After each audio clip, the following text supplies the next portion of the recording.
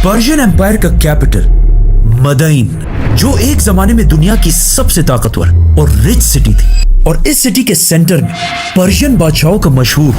White palace था। और इसी महल के अंदर पूरे पर्शियन एम्पायर के खजाने पड़े हुए थे। जंगे कादसिया जीतने के बाद अब पर्शियन एम्पायर में मुसलमानों की फौज अपने खलीफा उमर बिन खत्ताब के ऑर्डर्स का इंतजार कर रही थी कि अब यहां से आगे उन्हें क्या करना चाहिए। तो हजरत उमर रज़ियल्लाहु तआला अन्हु ने मदीना से 2 लेटर्स भेजे। रोमन एम्पायर की फौज को जेरूसलम की तरफ जाने का हुक्म दिया और पर्शियन एम्पायर की फौज को ऑर्डर्स दिए कि अब तुम लोगों ने तब तक नहीं रुकना जब तक इस एम्पायर के कैपिटल मदाइन को फतह ना कर लो। तो मुसलमानों की फौज साद बिन अबी वकास की लीडरशिप में फुल स्पीड पर्शियन एम्पायर के कैपिटल की तरफ बढ़ने लगी और मुसलमान 100% श्योर थे कि वो इस सिटी को जरूर फतह करेंगे, क्योंकि इस सिटी के फतह के बारे में इस सब से बहुत साल पहले रसूलुल्लाह सल्लल्लाहु अलैहि वसल्लम ने पहले ही बता दिया था।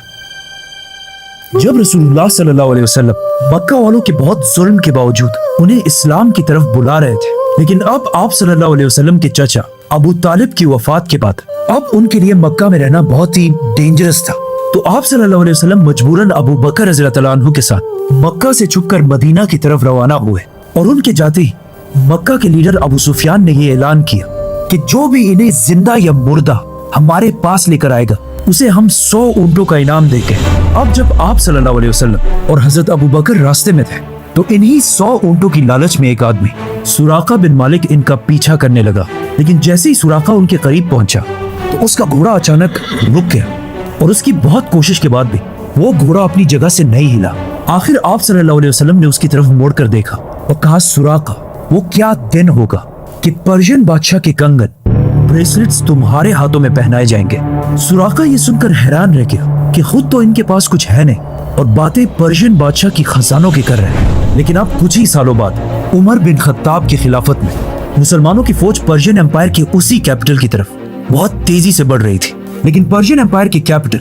मदाइन को फतह करना कोई आसान काम नहीं था, क्योंकि कादसिया के मैदान से जितनी फौज भाग कर आई थी वो इसी किले में मौजूद थी। और इस पूरी पर्शियन एम्पायर का यंग बादशाह यज़दिगर्द भी इसी शहर में अपने व्हाइट पैलेस के अंदर बैठा हुआ था। और सबसे बड़ा मसला ये था कि इस सिटी मदाइन के सामने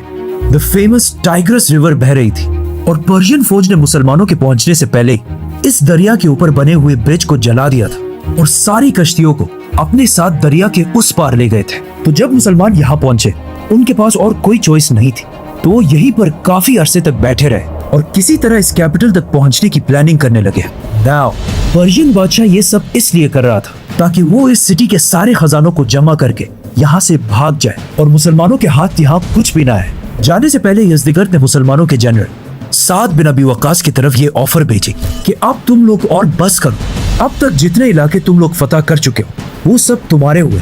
और अब बस हमें और आराम से रहने दो। साद बिन अबी वकास ने यज़दिगर्द की ये ऑफर मदीना में अपने खलीफा उमर बिन खत्ताब की तरफ भेजी। लेकिन ऑफ कोर्स उमर रज़ियल्लाहु तआला अन्हु ने ये ऑफर रिजेक्ट कर दी, क्योंकि हजरत उमर को पता था कि अब ये लोग सिर्फ हमारा टाइम वेस्ट कर रहे हैं और जैसे ही इनको मौका मिलेगा ये दोबारा मुसलमानों पर हमला करके ये सारे इलाके छीन लेंगे। अब इस सब के दौरान मुसलमानों का काफी टाइम वेस्ट हो चुका था और यज़दिगर्द ने इस टाइम को यूज करके मदाइन के ऑलमोस्ट सारे खजाने जमा कर लिए थे और सिर्फ 3 दिन बाद यज़दिगर्द इन सारे खजानों को साथ लेकर इस सिटी से भागने वाला था। लेकिन उसके भागने से पहले मुसलमानों के जनरल साद बिन अबी वकास को इस सब का पता चल गया, तो उन्होंने जल्दी से मुसलमानों की सारी फौज को अपने सामने जमा होने का हुक्म दिया और फिर इन सब के सामने खड़े होकर कहा कि अब हम और टाइम वेस्ट नहीं कर सकते, हमें मदाइन पर इसी वक्त हमला करना होगा। तो अब तुम सब में से कौन है जो सबसे पहले आगे बढ़कर इस टाइग्रस रिवर को क्रॉस करे?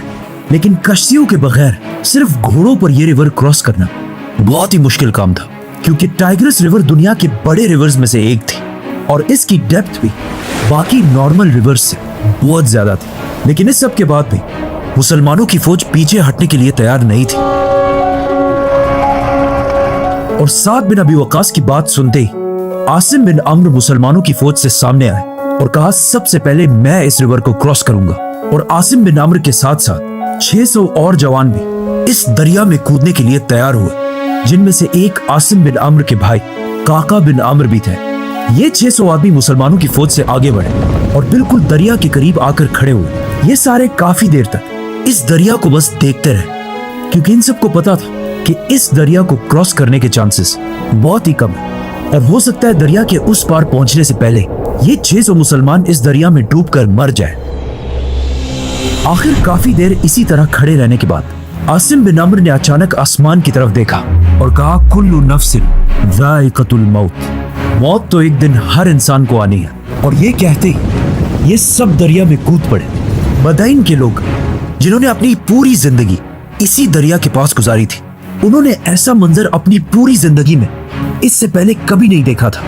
और इन 600 मुसलमानों ने इन सब की आंखों के सामने मिराकुलसली इस दरिया को क्रॉस कर लिया और जाकर दरिया की दूसरी साइड को सिक्योर कर लिया। ये देखकर साद बिन अबी वक्कास ने भी मुसलमानों की पूरी फौज को दरिया में एक साथ कूदने का हुक्म दिया और इन्हें मोटिवेट करने के लिए सबसे पहले खुद दरिया में कूद पड़े। और साद बिन अबी वक्कास के बाद एक साथ हजारों मुसलमानों ने इस दरिया में छलांग लगाई। पर्शियन अवाम ने जब ऊपर से ये सब कुछ देखा तो उन सब के दिलों में मुसलमानों का खौफ फैल गया और वो चीख चीख कर कहने लगे, देवा आमदन, which means देव, जिन्नात आ रहे हैं। क्योंकि कुछ लोग ये तक कहने लगे कि ये लोग इंसान है ही नहीं बल्कि जिन्नात है। मुसलमानों की सारी फौज ने साद बिन अबी वक्कास की लीडरशिप में बिल्कुल सेफ एंड साउंड इस दरिया को क्रॉस कर लिया और मदईन को हर तरफ से घेर लिया। लेकिन यहाँ आके मुसलमानों को पता चला कि पर्शियन बादशाह यज़दिगर्द यहाँ से पहले ही भाग चुका है और वो यहाँ से जल्दी जल्दी में जितने खजाने अपने साथ ले जा सकता था ले गया था और उसकी सारी फौज भी इस सिटी को छोड़कर भाग चुकी थी। तो अब इस सिटी में सिर्फ आम सिविलियंस ही बचे थे। तो साद बिन अबी वक्कास ने अपने एक जनरल और एक बहुत बड़े साहबी सलमान फारसी रज़ियल्लाहु तआला अन्हु को मदईन की आवाम की तरफ भेजा, क्योंकि सलमान फारसी रज़ियल्लाहु तआला अन्हु खुद भी एक पर्शियन थे और वही इनके साथ बेस्ट निगोशिएट भी कर सकते थे। जब मदईन की आवाम ने यह देखा कि सलमान फारसी भी हम ही में से एक थे, लेकिन आज इन अरब मुसलमानों ने इन्हें इतनी इज्जत देकर इतनी अहम पोजीशन पर बिठाया है कि आज वो पूरी दुनिया के मुसलमानों के लीडर्स में से एक है। सलमान फारसी रज़ियल्लाहु तआला अन्हु की इतनी इज्जत देखकर पर्शियंस ये सोचने लगे कि हो सकता है इस्लाम किसी कौम या जबान का रिलीजन नहीं बल्कि पूरी दुनिया का रिलीजन हो। इसीलिए पर्शियन एम्पायर के इस अजीम कैपिटल ने, जिसे पिछले 800 साल से कोई फतह नहीं कर सका था, मुसलमानों के सामने बगैर किसी जंग के सरेंडर कर दिया। पर्शियंस का इस्लाम के बारे में ये ख्याल बिल्कुल सही था, क्योंकि आने वाले जमाने में इस्लाम के सबसे बड़े स्कॉलर्स और साइंटिस्ट्स इन्हीं पर्शियंस में से थे और आज भी पर्शिया ईरान इस्लाम के सबसे बड़े किलों में से एक है। मुसलमानों ने बिल्कुल जेरूसलम की तरह इस इंपॉर्टेंट सिटी मदईन को भी बगैर कोई खून बहाए फतह कर लिया और इस तरह पहली बार मुसलमानों की फौज मदईन में एंटर हुई। मुसलमान यहाँ की लंबी लंबी बिल्डिंग्स को देखकर बिल्कुल हैरान रह गए, क्योंकि उन्होंने इससे पहले इतनी मॉडर्न सिटी कभी नहीं देखी थी। साद बिन अबी वक्कास सीधा इस सिटी के सेंटर में किसरा के व्हाइट पैलेस के अंदर गए। इस व्हाइट पैलेस के रूइंस आज भी दुनिया में मौजूद है, जिसे देखकर इस बिल्डिंग की ग्रेटनेस का पता चलता है। पर्शियन बादशाह जल्दी जल्दी में अपने साथ काफी सारे खजाने तो लेकर चला गया था, लेकिन मुसलमानों के दरिया क्रॉस करने की वजह से जो माल वो पीछे छोड़ गया था उनकी कीमत भी बिलियंस में थी, जिसका अंदाजा इस बात से लगाया जा सकता है कि मुसलमानों की फौज ऑलमोस्ट 35,000 थी, जिसमें से हर एक फौजी को उन खजानों में से 12,000 दरहम दिए गए थे, जिसे अगर आज के जमाने में देखा जाए तो आज उनकी कीमत $27,000 बनती है। और इस सब के बाद भी इन खजानों का 5वां हिस्सा पर्शियन कैपिटल मदईन से मुसलमानों के कैपिटल मदीना की तरफ रवाना किया गया, जिसमें पर्शियन बादशाह के गोल्ड ब्रेसलेट्स और उसका फेमस तख्त थ्रोन भी शामिल था। इन खजानों को देखने के लिए मदीना में एक बहुत बड़ा क्राउड जमा हो चुका था, क्योंकि अरबों ने इससे पहले एक साथ इतने सारे खजाने कभी नहीं देखे थे। जैसे ये खजाने मदीना पहुंचे, वहां खड़े सारे लोग पर्शियन बादशाह के तख्त को देखकर बिल्कुल हैरान रह गए, क्योंकि ये पूरा का पूरा तख्त गोल्ड से बना हुआ था और इस तख्त के सामने हीरे और डायमंड्स यूज करके पूरे पर्शियन एम्पायर का मैप बनाया गया था।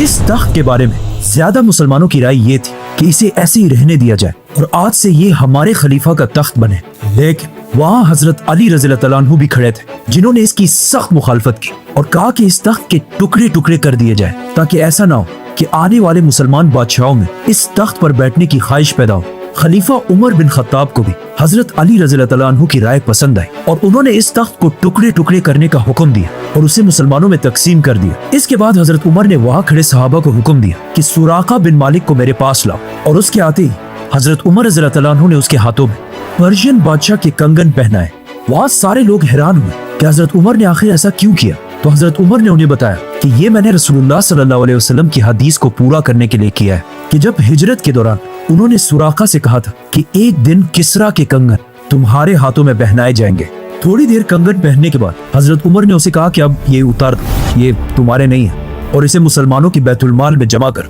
इसी पर्शियन एम्पायर को फतह करने के दौरान मुसलमानों ने पर्शियन एम्पायर की रॉयल फैमिली के मेंबर्स को भी गिरफ्तार किया, जिनमें से पर्शियन एम्पायर की 3 शहजादियां भी थी जो पिछले पर्शियन बादशाह की बेटियां थी। अगर ये मुसलमानों के बजाय कोई और एम्पायर होते तो वो इनके साथ एज यूजुअल बहुत ही बुरा सलूक करते, लेकिन मुसलमानों ने ऐसा बिल्कुल नहीं किया, बल्कि इन्हें इतनी इज्जत थी कि इन तीनों शहजादियों की शादी मुसलमानों के सबसे हाई फैमिलीज में कराई गई। एक शहजादी की शादी पहले खलीफा अबू बकर रज़ियल्लाहु अन्हु के बेटे से कराई गई, दूसरी की शादी खलीफा उमर बिन खत्ताब के बेटे से कराई गई और तीसरी शहजादी शहर बानो की शादी चौथे खलीफा हजरत अली रज़ियल्लाहु अन्हु के बेटे हुसैन रज़ियल्लाहु अन्हु से कराई गई और इसी शादी से उनका बेटा ज़ैनुल आबिदीन पैदा हुआ। ज़ैनुल आबिदीन इस्लामिक बल्कि पूरी दुनिया की तारीख के सबसे बड़े शहजादों में से एक रहे हैं, क्योंकि अगर देखा जाए तो ज़ैनुल आबिदीन के नाना पूरे पर्शियन एम्पायर के बादशाह थे और उनके दादा अली रज़ियल्लाहु अन्हु खिलाफत राशिदा के सबसे बड़े खलीफा थे। बदाइन को फतह करने के बाद मुसलमान पर्शियन बादशाह यज़दिगर्द का पीछा करते गए और आखिर जलूला की जंग जीतने के बाद पर्शियन बादशाह इराक को हमेशा के लिए छोड़कर भाग गया और ईरान में पनाह ली और उसके जाते ही मुसलमानों ने आसानी से पूरे इराक को फतह कर लिया। इराक फतह करने के बाद मुसलमानों के जनरल साद बिन अबी वकास ने खलीफा उमर रज़ियल्लाहु अन्हु की तरफ लेटर भेजा कि आप यहाँ से आगे हमें क्या करना चाहिए,